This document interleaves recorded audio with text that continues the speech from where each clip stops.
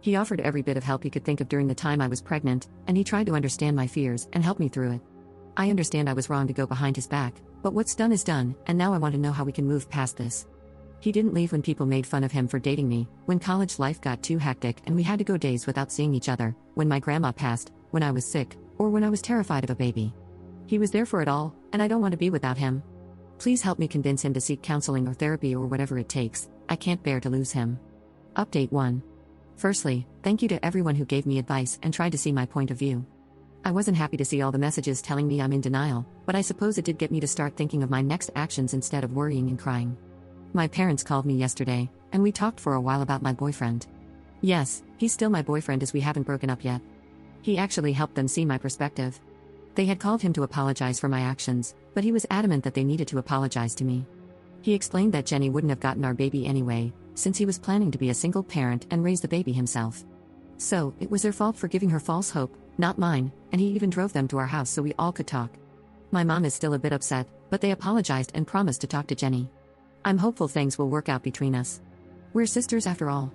After they left, my boyfriend and I talked. He apologized for forcing me to do something I didn't want. He thought that by taking good enough care of me, the fear would slowly dissipate, and we could be happy.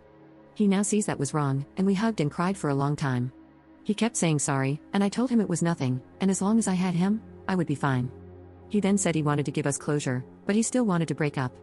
At that, my heart sank. I fell to the floor crying, and he held me through it all, cuddling me and kissing my head. He clearly still loved me, and I loved him, so I asked him why.